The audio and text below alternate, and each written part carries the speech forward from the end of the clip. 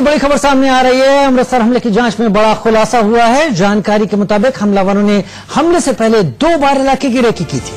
जी हां, 2 बार रेकी की गई और ये समागम के दिन जो हमले को चुना, रविवार को समागम के दिन ज्यादा भीड़ होती है और पुलिस को ये शक है कि हमलावर स्थानीय ही हो सकता है। इससे पहले हमलावरों की तस्वीर भी सामने आई, लेकिन ये बड़ा खुलासा है कि हमलावरों ने 2 बार रेकी की थी। इस निरंकारी समागम की 2 बार रेकी की गई थी। जैसे जैसे वक्त बढ़ रहा है और जांच चल रही है, वैसे वैसे तमाम खुलासे हो रहे हैं। कल शाम तक ये पूरी तरीके से एक ब्लाइंड केस नजर आ रहा था, लेकिन अब इसकी सीसीटीवी फुटेज सामने आई है। अब ये भी पता चला है कि रेकी की गई थी 2 बार, यानी इन हमलावरों के तौर तरीके और इनको जीरो इन करने के लिए तमाम सबूत सामने आने लगे हैं। अब हमलावर आतंकी हैं या नहीं, इसे भी रूल आउट नहीं किया जा रहा है पुलिस की तरफ से।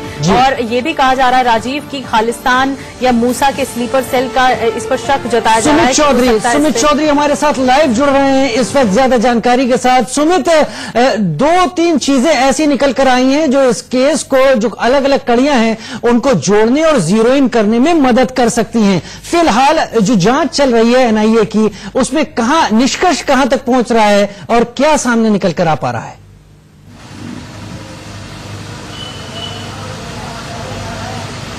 राजीव, सबसे पहले तो जो 2 या 3 बड़ी चीजें हैं जिसको लेकर इन्वेस्टिगेशन एजेंसीज लगातार काम कर रही है, जिनकी पहलुओं को जांच रही है, वो सबसे पहला है कि क्या ये दोनों जो सस्पेक्ट्स है जो यहाँ पहुंचे थे, जो लगातार इस पूरे एरिया को वो लोकली जानते थे, वो हो सकता है, क्योंकि पुलिस के आला अधिकारियों से हमारी कल बात हुई, इंटेलिजेंस के लोगों से हमारी बात हुई, उन्होंने साफ तौर पर कहा कि इनके लोकल होने की पॉसिबिलिटी बेहद ज्यादा है, क्योंकि ये इलाके को बहुत अच्छा समझते थे। इनको ये भी पता था कि रविवार के दिन सुबह कितने बजे से कितने बजे समागम होता है, कितने लोग वहां पर मौजूद होते हैं, लगभग सत्संग के यानी जो आश्रम का एंट्री और एग्जिट पॉइंट कहां पर है। और खास बात ये, जो सबसे खास बात ये है कि लगातार इन लोगों ने इस इलाके की करीबन 2 बार से ज्यादा रेकी कर चुके थे। तो ये माना जाए कि ये इलाके को चुन चुके थे, ये इलाके को देख चुके थे और इनका मकसद सिर्फ और सिर्फ ना सिर्फ यहां पर अटैक करना, बल्कि इससे होने वाले कम्युनल टेंशन को बढ़ावा देने का था। आईबी हो या इंटेलिजेंस एजेंसीज हो, लगातार इस बात के इनपुट साझा कर रही थी कि किस तरीके से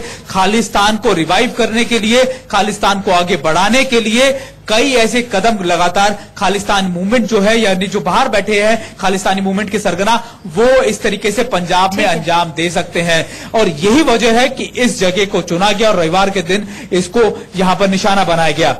ठीक है, बार बार इस बात पर फोकस किया जा रहा है कि ये जो हमलावर हैं वो स्थानीय हो सकते हैं, क्योंकि जो निकलकर इनपुट सामने आए हैं, जो जानकारी निकलकर आई है, उसके मुताबिक ये बहुत अहम है समझना कि इन लोगों ने, इन हमलावरों ने, जो कि बाइक पर सवार थे, 2 बार रेकी की थी समागम की। इन्हें पता था समय कि इस समय ज्यादा भीड़ होती है। राजीव, बहुत शुक्रिया सुमित इस तमाम जानकारी के लिए, ये बताने के लिए कि आखिर पुलिस और एजेंसीज आखिर कहां और किन बातों पर जीरो इन कर रही हैं। छोटे से ब्रेक का